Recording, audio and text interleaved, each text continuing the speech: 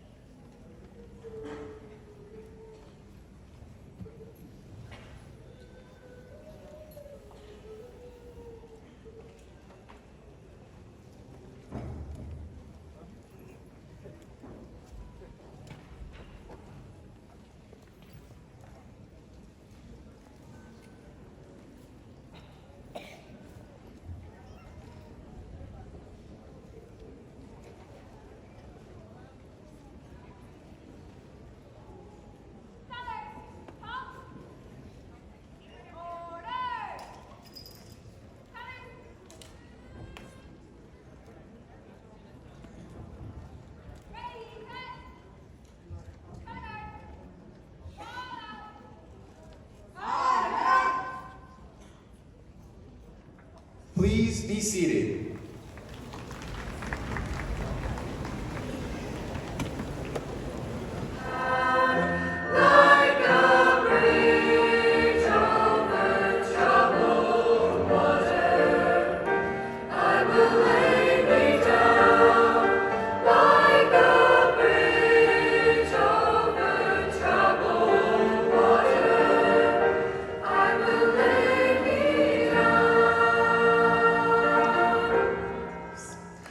Congressman Raskin is a native Washingtonian who attended Georgetown Day School and then graduated from Harvard University for both undergraduate and law school.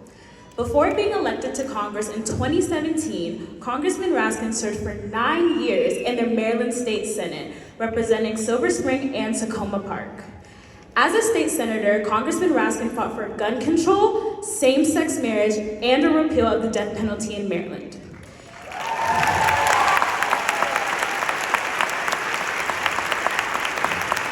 In his third term in Congress, he serves on the House Judiciary Committee, the Oversight and Government Reform Committee, and the House Administration Committee. This is his second term serving on the Rules Committee and the Coronavirus Select Subcommittee. He was also renamed chair of the Oversight Subcommittee on Civil Rights and Civil Liberties and the chair of the Rules Subcommittee on Expedited Procedures for the 117th Congress.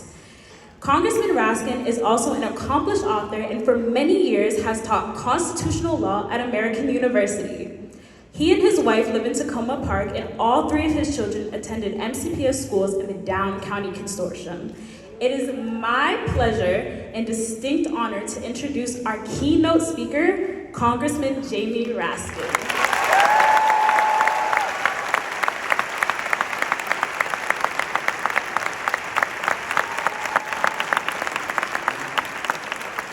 Kayla, thank you very much for that beautiful introduction. Principal Brown, Ms. Silvestri, Assistant Principals Webb, Pierre St. Walla, Sneed, and Paget, Business Administrator Strasnick, faculty, staff, parents, siblings, grandparents, cousins, uncles, aunts, friends, and above all, to the Einstein graduating class of 2022, congratulations to you on this merry, joyful, spectacularly beautiful day of your graduation.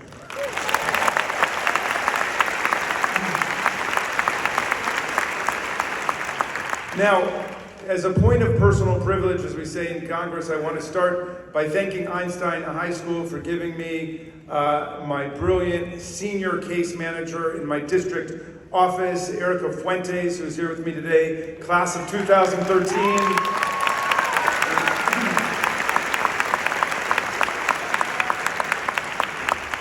Every day I get fan mail about how she's solving the problems of the people of Maryland's beautiful 8th District.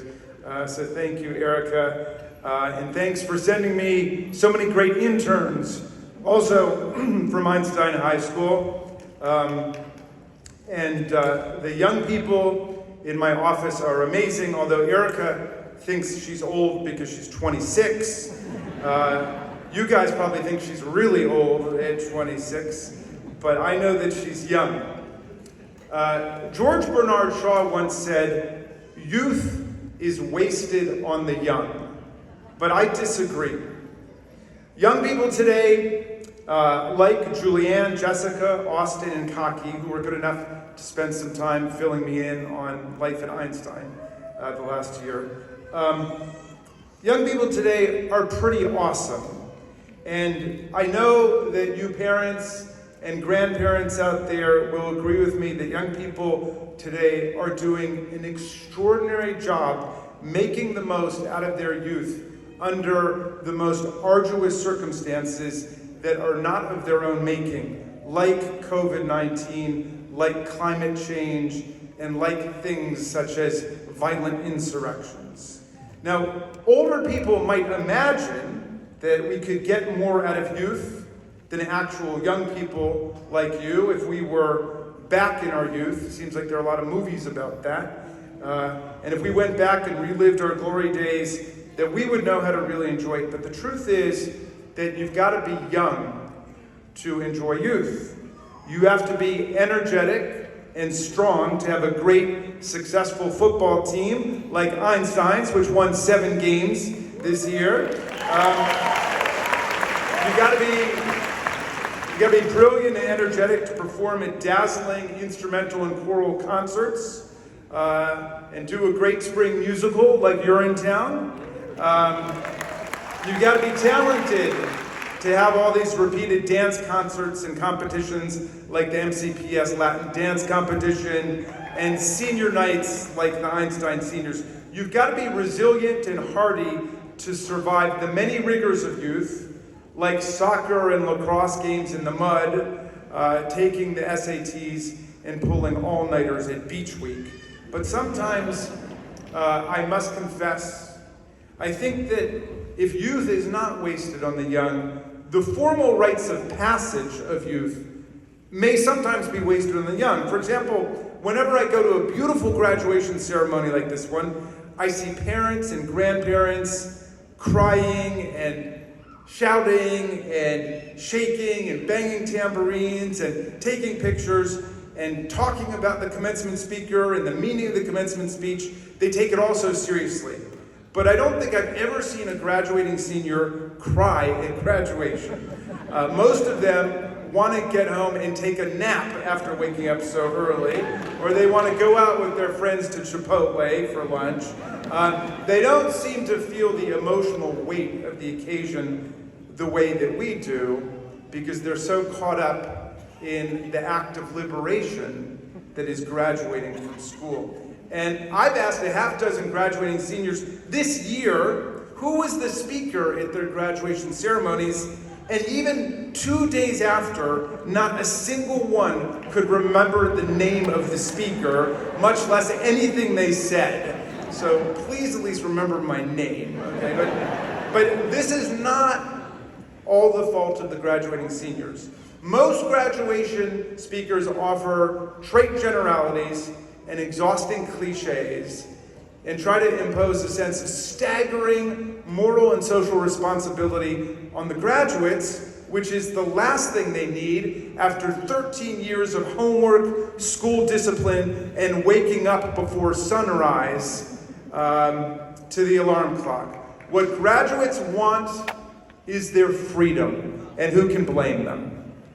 So Einstein, soon to be grads of 2022, I've come only to praise your great hard work through the terrible adversity of COVID-19 and to wish you true freedom, which is the right to explore and grow and experiment and participate. And in your exploration and growth and participation, you will doubtless come to define moral and social responsibility for yourself. You don't need me or any graduation speaker to do it for you. Moral and social responsibility are a critical aspect of freedom, and you will come to define both freedom and responsibility for yourself. Each one of you is now on a path, and that path is personal, whether you like it or not. It's absolutely unique to you, even if you will doubtless walk alongside others. The Spanish poet Antonio Machado wrote an amazing poem which answers the question, or at least addresses the question, of how to find your path in life. And he wrote this, and forgive my translation because there are different ways of translating it, but this is the one I chose. He wrote, "Walker, your footsteps are the path, and nothing more." Walker, your footsteps are the path and nothing more. Walker, there is no path. The path is made by walking. Walking, you make the path. That has to be one of the most impressive lines of all poetry. Walker, there is no path. The path is made by walking.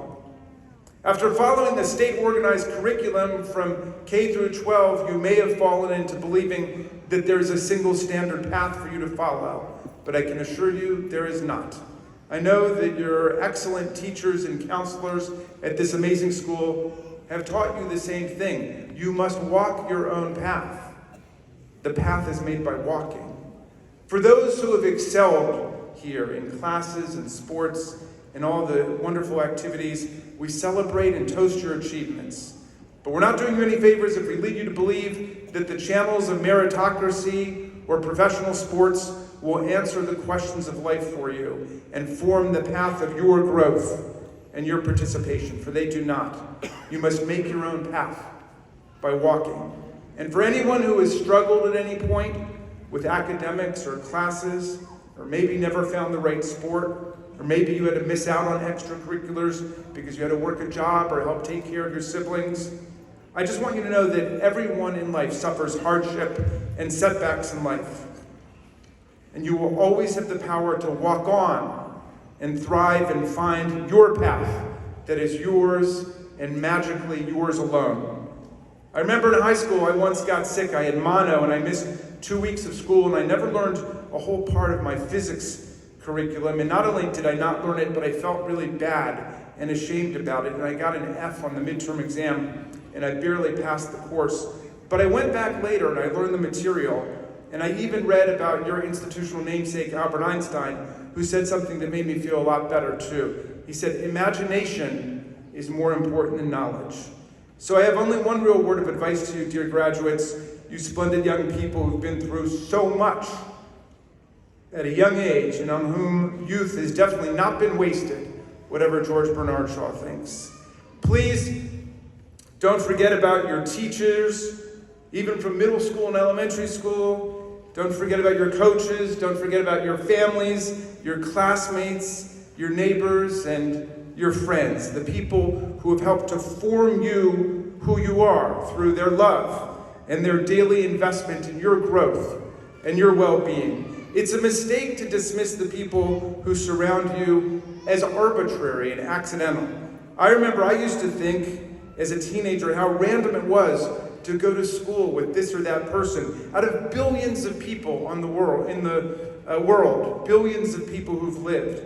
But it is the radical specificity and concreteness of your appearance in time and space that makes your classmates and your friends and your teachers so meaningful, not at all dispensable.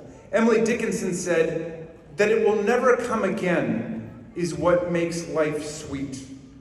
Thomas Jefferson said, the older I get, the more I realize the ones I love the most are the ones I loved the first.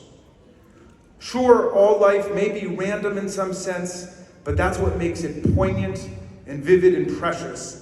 And that is why you have the power to make it significant every day of your life. So wherever you walk and whatever path you make, don't forget the people who brought you this far. Don't forget your friends. That's what the internet is for. No, it's not for insurrection. Never lose touch with your family or your teachers. And no matter how far you wander, please don't forget your friendly neighborhood congressman who was born just 2 miles away from here and never left home and still thinks this is the greatest place on earth.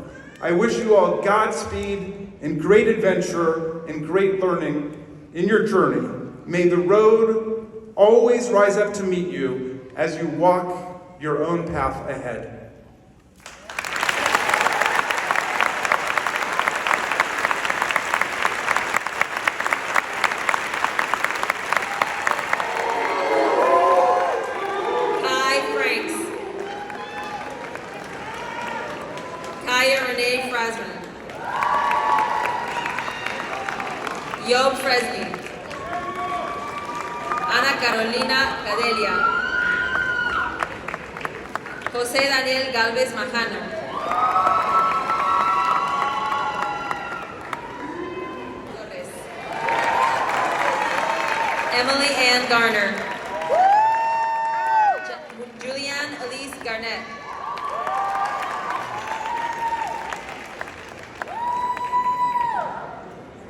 Mateo Josep Gasso Parker.